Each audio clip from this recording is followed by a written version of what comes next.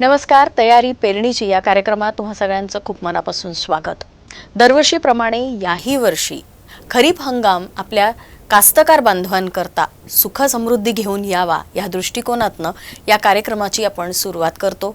आणि पेरणीच्या आधी शेतकऱ्यांनी काय तयारी करायला हवी या दृष्टिकोनातनं, तसंच काय नवीन तंत्रज्ञान त्यांच्याकरता यावर्षी आलेलं आहे त्याविषयी सुद्धा त्यांना माहिती मिळावी म्हणून ह्या कार्यक्रमाचा हा सगळा घाट. आणि ह्याच विषयावरती चर्चा करण्याकरता आज आपण आमंत्रित केलं आहे आपल्या स्टुडिओमध्ये श्री अशोक जोशी सर यांना, जे की आहेत chairman Mahagujarat seeds private limited Nagpur. Sir नमस्कार आणि खूप स्वागत तुमचं या कार्यक्रमात. कार्यक्रमाचं नावच आहे तयारी पेरणीची. तेव्हा आता येता खरीप हंगाम म्हणजे सुरुवात व्हायच्या आधी काय तयारी करायला हवी शेतकऱ्यांनी ह्याविषयी आपण तुमच्याबरोबर चर्चा करणार आहोत. तसंच इतरही अनेक प्रश्न आहे, पण सगळ्यात आधी जो पहिला प्रश्न मला विचारावा असं वाटतं तो म्हणजे तुमच्या अनुभवातनं सध्याचा शेतकरी सगळ्यात जास्त कुठल्या समस्यांना तोंड देतोय? सर्वात जास्त आता जो पाऊस मे महिन्यात पडत आहे यांनी नुकसानच होणार आहे, यांनी फायदा होणार नाही आहे. तर शेतकऱ्यांनी सर्वात अगोदर तर आपली जमीन तयार करावी. जमीन तयार करावी. त्यांनी 2 वर्ष 3 वर्ष झाले असतील तर त्यांनी प्लव करावा आणि नांगरणी करावी. नांगरणी केली आणि मग आपली तयारी करून सारण्या आखून तयार ठेवायचं. आणि त्यावर जर ते कपाशीचं बियाणं लावणार असतील तर कपाशीचं लावायचं, तेही आपल्यासाठी चांगलं आहे. कपाशीवरही 2 क्रॉप आपण घेता येतात. आणि जर सोयाबीन लावत असतील तर त्यावर चण्याचं क्रॉपसुद्धा घेऊ शकतो आपण. आपल्या जे विदर्भाचं वातावरण आहे त्यामध्ये सोयाबीनही चांगलं पिकते आणि कापूसही चांगला पिकतो आणि त्यावर सोयाबीनवर चणा आपण घेऊ शकतो. म्हणून त्यांनी त्यावर 2-3 क्रॉपही घेता येतात. तर माझ्या मते आता तयारी करावी. सर्वात अगोदर आपली जमीन तयार करावी. सर आता आपण सांगितलं की सोयाबीन आणि कपाशी याच्याविषयी, पण एक विचारायचं असं आहे की शेतकऱ्यांनी कशा पद्धतीने ठरवावं की त्यांनी काय पेरायला हवं? त्यासाठी त्यांनी सर्वात अगोदर आपल्या जमिनीची माती असते ना, त्या मातीचं परीक्षण करावं. फ्रीमध्ये आपल्या इथे मातीचं परीक्षण होते. आपल्या इथे 2 प्रकारच्या, एक RCF ची लॅब आहे त्यांच्या इथे होते आणि एक आपल्या जो पंजाबराव कृषी विद्यापीठ आहे त्यांच्या तिथेही त्यांच्या नागपूर ब्रांचमध्ये मातीचं परीक्षण होते. जर मातीचं परीक्षण आपण केलं तर आपल्याला हे माहीत पडेल का त्यामध्ये नायट्रोजन जास्त आहे का, सल्फर आहे का, काय आहे. त्याप्रमाणे ते शेतीमध्ये आपलं ज्याची कमी आहे ते त्यामध्ये ते वापरू शकतात. बरोबर. म्हणजे पोटॅशियम आहे, नायट्रोजन आहे, जे काही आहे, जे त्यामध्ये त्यांचा रिझल्ट आला का आपण त्या प्रकारे आपण खत वापरू शकतो. म्हणजे आपण असं म्हणू शकतो की एक पोषक जमीन तयार करण्याच्या दृष्टीने सगळ्यात आधी माती परीक्षण करणं गरजेचं आहे. त्या अगोदर मी शेतकऱ्यांना एक संदेश देतो का जास्तीत जास्त शेणखत वापरावं. शेणखताने जमीन खराब होत नाही, जमिनीची पोत चांगली राहते. तर आपल्या घरीच राहते शेणखत. शेणखत कुठून आणावं नाही लागत, कारण आपले बैल आहेत, आपल्या गायी आहेत, त्यापासून जे उत्पन्न होणार आहे त्याला सर्वात अगोदर वापरायचं. जेव्हा आपल्याला वाटलं का आता आपल्याला रासायनिक खत टाकायचं आहे त्यावेळेस रासायनिक खत विकत आणून टाकू शकता. त्याच्यासाठी मातीचं परीक्षण करणं हे आवश्यक आहे. मातीचं परीक्षण केलं ना तर शेतकरी सुद्धा चांगला जगू शकतो, चांगलं त्याला उत्पादन घेता येईल. तुम्ही जर मातीचं परीक्षण केलंच नाही आणि त्यामध्ये तुम्ही युरिया टाकता म्हणजे नायट्रोजन त्याला मिळत आहे, पहिलेपासून नायट्रोजन जर आहे त्यामध्ये तर ते विनाकारण होते, ते वायाही जातं, वाया जमीन खराब होते आणि जमिनीची पोतही खराब होते. तर मातीचं परीक्षण करणं हे आवश्यक आहे. पण माती परीक्षण जर करायचं झालं तर काय तुम्ही सांगाल की किती म्हणजे किती वर्षात किंवा किती दिवसात? 3 वर्षात एक वेळ केलं पाहिजे. आणि ते कसं केलं पाहिजे? जसं चौरस करायचा आपण. चौरस म्हणजे शेत, समजा तुमचं 1 एकर शेत आहे तर सर्व कॉर्नरची 1 मूठ माती काढायची. मग त्यामध्ये क्रॉस करून त्या क्रॉसवरची माती काढायची मग आपण प्लसचं चिन्ह करून तिची माती काढायची, सर्व मिक्स करून मग आपण टेस्टिंगसाठी लॅबोरेटरीमध्ये पाठवायची. त्याची एक थोडीशी किंमत घेतात ते, परंतु ते मातीची टेस्टिंग करून मिळते आणि मातीची टेस्टिंग झाली का मग त्या हिशोबाने आपण खत वापरू शकतो. बरोबर. सर, सुरुवातीलाच आपण म्हणालात की सगळ्यात आधी जमीन तयार करायची, तर ती कशा पद्धतीने करायची? जमीन तयार करायची आहे, समजा आपल्याला कपाशी लावायची आहे, तो 3x2 वर लावतात, 3 फूट बाय 2 फुटावर. कोणी कोणी आजकाल 4x1 वरही लावतात. तर त्याला सूर्यप्रकाश मिळाला पाहिजे आणि त्याला जी हवा मिळते आहे, खालून त्याला जे खतपाणी मिळते आहे, ते त्याच्यासाठी थोडी गॅप पाहिजे, एकदम दाटून नाही पेरलं पाहिजे. बरोबर. तो त्यासाठी त्या हिशोबाने जमीन तयार करावी आणि सारण्या आखाव्या, सारण्या आखून मग पेरणी करायची आहे. आणि आताच सध्याची जी परिस्थिती आहे, कधीही पाऊस येतोय, ऊन होत आहे, अशा परिस्थितीत त्यांनी कुठली काळजी घ्यायला हवी? निसर्गासमोर तर आपण काळजी घेऊ शकत नाही. आता तपली पाहिजे जमीन, हे जे जितकी जास्त तपल तितकी आपल्यासाठी चांगली असते ती जमीन.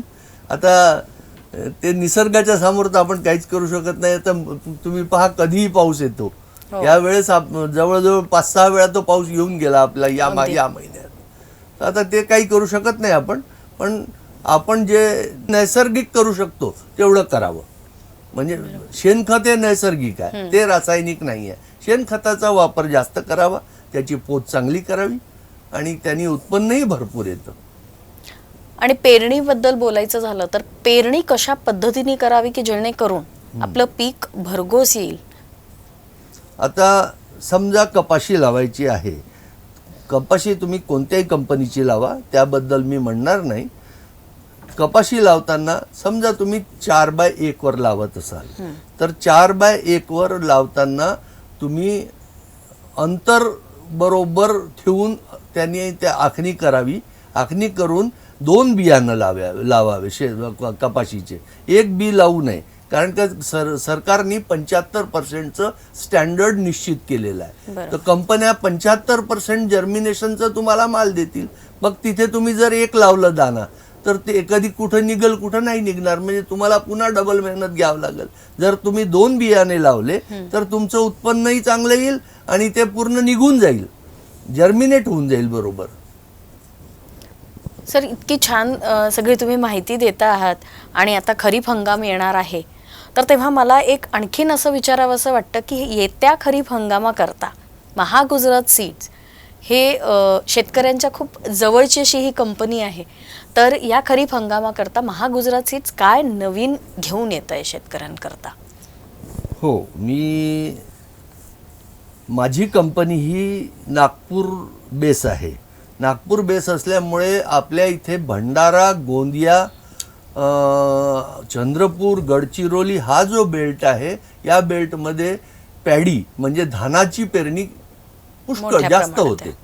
त्यांना मी माझ्या कंपनीच्या नवीन आलेल्या धानाच्या जातींबद्दल मला थोडं सांगायचं आहे. माझ्या कंपनीची एक MG गजराज म्हणून एक व्हेरायटी आहे, ती अर्ली व्हेरायटी आहे आणि ती कोर्स व्हेरायटी आहे. कोर्स व्हेरायटी म्हणजे ठोकळ दाना. आपण धानामध्ये 3 प्रकार आहेत, एक फाईन राईस, एक सुपर फाईन राईस आणि एक कोर्स राईस. कोर्स राईस म्हणजे ठोकळ दाना, यानी पोहा मुरमुरा तयार होतो. तो हा MG गजराज ही आहे, सुटेबल खरीप हंगामासाठी आहे, रबी हंगामासाठी आहे आणि त्याचं वजनदार आहे सीड. म्हणजे जर तुम्हाला याचं उत्पन्न घेतलं तर तुम्हाला चांगले पैसे मिळतील याचे. आणि हाय इल्डिंग कॅपॅसिटी आहे, बोल्ड राईस आहे त्याचा. ही एक व्हेरायटी झाली. माझ्या कंपनीची एक MG जमुना 999 म्हणून व्हेरायटी आहे. ही खाण्यासाठी एकदम मुलायम राईस आहे, पण ही 140-145 दिवसाची व्हेरायटी आहे. त्यामध्ये जसं झाडं पडत नाही, नॉन लॉजिंग आहेत. जसं जास्त वजनदार झालं तर पडून जाते, तर त्याचा स्टेम हे मजबूत आहे आणि त्याला पेस्ट डिसीजमध्ये टॉलरंट आहे, जास्त डिसीज येत नाही त्याच्यावर.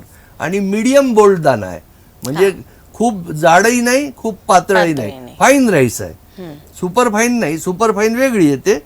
त्यानंतर मी एक तुम्हाला सजेस्ट करील MG सुपर 009. ही 140-145 दिवसाची व्हेरायटी आहे. ही प्रत्येक प्रकारच्या मातीमध्ये सुटेबल आहे. आपण जर कुठल्याही एरियामध्ये जर लावली तर याला उत्पन्न चांगलं येईल. आणि हा जो आहे तो पातळ राईस आहे, म्हणजे आपण जे घरी खातो त्यामध्ये हा फार टेस्टी आहे आणि एकदम चांगला याचं उत्पन्न आहे. जास्त मिलिंग पर्सेंटेज आहे, मिलिंगमध्ये दाना तुटत नाही, म्हणजे स्ट्रॉंग आहे तो. लस्टरस ग्रेन आहे, टेस्टी राईस आहे. अशा माझ्या कंपनीच्या या व्हेरायट्या आहेत. तर ही माझं सजेशन आहे का माझ्या कंपनीच्या या व्हेरायट्या लोकांनी लावून बघाव्या, म्हणजे त्यांना उत्पन्न किती येईल, हे चांगलं उत्पन्न येईल ही मला गॅरंटी आहे. मी याची खात्री देतो. माझ्या कंपनीच्या बियाणे जर लावले तर माझी कंपनी जवळजवळ 45 वर्षापासून आहे. तर माझ्या कंपनीचे उत्पादन चांगले आहेत सर्व. आम्ही आपल्या टेस्ट करूनच देतो, प्रत्येक प्रकारची टेस्ट करून देतो. त्याच्या 3 प्रकारच्या टेस्ट येतात. समजा मी तुम्हाला ज्वारीचं बियाणं जर दिलं तर ज्वारीची आम्ही पहिले जर्मिनेशन टेस्ट करतो, त्याची जेनेटिकल प्युरिटी टेस्ट करतो, त्यानंतर मग मार्केटमध्ये आणतो. जर ते फेल्युअर असेल तर आम्ही तो प्रोडक्ट आम्ही मार्केटमध्ये टाकणार नाही, तो आम्ही शेतकऱ्याला परत करतो. सर, तुम्ही आत्ता सांगताय महागुजरात सीड्स वरती आपल्या शेतकऱ्यांचा तर इतके वर्ष भरपूर विश्वास आहेच, कारण त्यांचे अनुभव चांगले आहेत. त्यांनी जी काही पेरणी केली आहे त्याच्यात त्यांना भरघोस उत्पन्न मिळालं आहे आणि हमी असते सगळ्या चांगल्या गोष्टीची. पण तरी बरेचदा असं होतं की बाजारात कधी कधी त्यांना बियाणामध्ये प्रॉब्लेम येतो. तर अशा गोष्टींपासून सावध राहण्याकरता शेतकऱ्यांनी काय काळजी घ्यायला हवी असं तुम्ही सांगाल? कोणतंही त्यांनी क्रॉप जर घेतलं तर त्यांनी 4-5 दाणे 10 दाणे आपल्या जमिनीत टाकून पाहावं, म्हणजे जर्मिनेशन किती आहे त्या शेतकऱ्याला माहीत होते. तर जर जर्मिनेशन 10 पैकी 9 बियाणे निघाले, 8 बियाणे निघाले तर 100% ते बियाणे लावावं. ही खात्री करून घ्यावी. प्रत्येक शेतकऱ्यांनी आपले 100 दाणे लावून पाहिले पाहिजे. बरोबर. ही माझी सर्वांना कळकळीची विनंती. जितके शेतकरी हा कार्यक्रम बघतील त्यांना मी विनंती करतो की सर्वांनी जर्मिनेशन चेक करून घ्यावं, म्हणजे समोर तुम्हाला डबल पेरणीचा प्रॉब्लेम येणार नाही आणि तुमची मेहनत, तुमचा पैसा वाया जाणार नाही. नक्कीच. आणि मला असं वाटतं शेतकरी सुद्धा ही काळजी घेतीलच. सर, एक आणखीन गोष्ट अशी की आजकाल शेती म्हटलं की असं वाटतं की खूप पैसा त्याच्यात लागणार किंवा हे, तर अशा सगळ्या ह्याच्यात लहान जे शेतकरी आहेत त्यांनी कसं आपलं उत्पन्न वाढवण्याच्या दृष्टीने कार्य करायला हवं? लहान शेतकरी, मी एक उदाहरण देतो. 4 एकरवाला शेतकरी आहे समजा. 4 एकर शेतकरी आहे तर त्यांनी 1 एकर बाजूला ठेवून द्यायची. 3 एकरमध्ये त्याला रुटीन जे क्रॉप आहे, जसं कपाशी आहे, ज्वारी आहे किंवा सोयाबीन आहे, हे तो लावू शकतो. 1 एकरात त्यांनी भाजीपाला घ्यावा. भाजीपाला घेतला त्यांनी ना तर तो जवळच्या गावामध्ये विकू शकतो, रोज त्याच्याजवळ पैसा खेळू शकतो. समजा नागपूरच्या सराउंडिंग मधले 20 किलोमीटरच्या आतील शेतकरी आहेत, त्यांनी जर हा लावला भाजीपाला किंवा फुलाची शेती केली तर नागपूरचं मार्केट इतकं मोठं आहे का आल्याबरोबर त्याचं विकल्या जातं, त्याचा माल खपतो आणि त्याला त्याच्या हातात पैसा खेळतो. पैसा आला म्हणजे तो रोजचे जे खर्च आहे तो आपले काढू शकतो. आणि आपल्या जे 3 एकर जो राहिलेला आहे त्यामध्ये उत्पन्न घेऊन तो आपलं लग्न काम, मुलांना शिकवणं, असे जे काम आहेत ते सर्व तो करू शकतो. पण त्याच्यासाठी थोडं नियोजन असलं पाहिजे. बरोबर. म्हणजे एकंदरीतच आपण असं म्हणू शकतो की जसं सरांनी सांगितलं की जी एक पारंपरिक आपलं क्रॉप आहे ते जर घेत असाल तर मोठ्या जबाबदाऱ्या त्यातनं पूर्ण होतात. आणि रोजच्या आपल्या खर्चाच्या दृष्टीने किंवा रोजच्या गरजा ज्या छोट्या मोठ्या आहेत त्या भागवण्याकरता भाजी किंवा फुलं अशी शेती सुद्धा. आणि आपले दुधाळू 2 जनावर ठेवले पाहिजे. म्हणजे गाई आहे, म्हशी आहे, दोन म्हशी गाई राहिल्या तर तेवढं दूध विकू शकतो आपण. चांगलं आजकाल 20-20 लिटर दूध येतं एका गाईला. अशा गाई आजकाल तयार झालेल्या आहेत. हे सर्व शेतकऱ्यांनी घ्यायची आहे काळजी. बरोबर. आणि घेतातही. आजकाल जे नवीन मुलं शेतकऱ्यांचे आलेले आहे, न्यू जनरेशन ज्याला म्हणतात, ते सर्व थोडे शिक्षितही असतात आणि त्यांना काळजी असते ते कसं बा मी माझं उत्पन्न वाढवू, त्याच्यासाठी आमच्या ऑफिसला येऊन चर्चा करतात.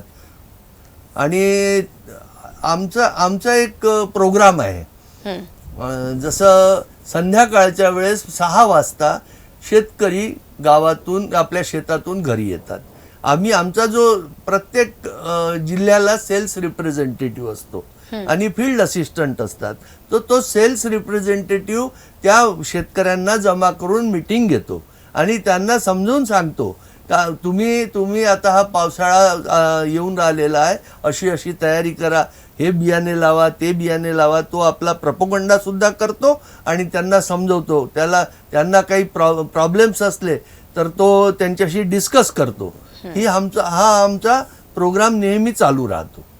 मी विचारणारच होते तुम्हाला की महागुजरात सीड्स कडनं काय आणखीन अशा योजना असतात ज्या शेतकऱ्याला मदत करतात, त्या नाही, दृष्टिकोनातून आम्ही मदत करतोच आम्ही आणि वेळोवेळी आम्ही प्रोग्राम घेत राहतो. बरोबर. फील्डवर जाऊन आमचे जे मुलं आहेत, रिप्रेझेंटेटिव्ह आहेत, ते बरोबर आपल्या शेतकऱ्यांसोबत संवाद साधतात आणि त्यांच्याशी चर्चा करतात. जनरली संध्याकाळी शेतकरी जमा होतात, त्यावेळेस ते 25-50 शेतकऱ्यांना जमा करून बरोबर संदेश देतात. सर, हे चर्चासत्र तर तुम्ही घडवून आणताच, हो. पण त्या व्यतिरिक्त समजा शेतकऱ्यांना काही कॉन्टॅक्ट करायचा झाला तर नवीन तंत्रज्ञानानुसार पण काही सोयी तुमच्याकडनं त्यांना दिल्या गेल्या आहेत का महागुजरात सीड्स कडनं? हो, त्यासाठी मग आम्ही फील्ड प्रोग्राम घेतो. तो फील्ड प्रोग्राम 500-600 शेतकऱ्यांना आम्ही जमा करतो. मग आमचे जे डॉक्टर्स आहेत, PhD लोक आणि MSCAG आमचे जे स्टाफ आहेत, ते त्यांना जाऊन त्यांना समजवतात, त्याची मीटिंग घेतात. मग आमच्या कंपनीकडून त्यांना आम्ही जेवणही देतो, जे आमच्याच्यानी ज्या प्रकारे छोटी मीटिंग असली तर फराळ करायला लावतो आणि नाहीतर मग जेवणही ठेवतो. तसा आम्ही त्यांच्याशी संवाद साधतो आणि त्यांच्यासोबत आम्ही डिस्कस करतो. हा मोठा प्रोग्राम घेतो. त्याच्याऐवजी जे छोटे जे प्रोग्राम होतच राहतात, कंपनीकडून हे राबवले जातात. खूप छान असा हा उपक्रम आहे हो. आणि मला असं वाटतं महागुजरात सीड्स खूप मनापासून आपल्या शेतकऱ्यांकरता शक्य तेवढी मदत देण्याचा पुरेपूर प्रयत्न गेली इतकी वर्ष करतातच आहे. सर, आपण इथे आलात आणि इतकी छान सगळी माहिती आमच्या सगळ्या कास्तकार बांधवांकरता दिली आहे, पण तरी जाता जाता एक संदेश जर का आपल्या कास्तकार बांधवांना द्यायचा झाला, येता खरीप हंगाम बघता, तर काय संदेश आपण द्याल? शेतकऱ्यांनी मिक्स शेती केली पाहिजे. त्यांनी एकाच प्रॉडक्टवर, म्हणजे समजा कापूस लावतात तर कापसावरच निर्भर नाही राहिलं पाहिजे. त्यांनी 2-3 प्रकार, सोयाबीनही लावलं पाहिजे, ज्वारीही लावली पाहिजे, थोडं सर्व लावलं पाहिजे. म्हणजे समजा एखादा क्रॉप खराब झालं, ते त्याचं उत्पन्न नाही आलं आपल्याला, तो बाकीचे 2 आपल्याला सावरून घेतात. बरोबर. तो हा माझा संदेश सर्वांना आहे का मिक्स शेती केली पाहिजे आणि थोडं एक पाव एकर, अर्धा एकर कमीत कमी भाजीपाला तयार केला पाहिजे. भाजीपाल्याने आपला जो रोज पैसा खेळतो, हा म्हणजे शेतकऱ्यांच्यासाठी फारच चांगला उपक्रम आहे तो. नक्कीच. आणि मला असं वाटतं की आजचा हा कार्यक्रम बघितल्यावर शेतकरी बांधव नक्कीच ह्या गोष्टीवर विचार करतील आणि आपण इतका छान संदेश जो दिला तो अंमलात आणतील आणि शेतकऱ्यांच्या ज्या काही छोट्या मोठ्या सुद्धा असतील समस्या, त्या सगळ्या या खरीप हंगामाच्या निमित्ताने सगळ्या दूर होतील आणि येणारा खरीप हंगाम आपल्या सगळ्या कास्तकार बांधवांकरता सुख समृद्धी घेऊन येईल अशी आशा करते. धन्यवाद.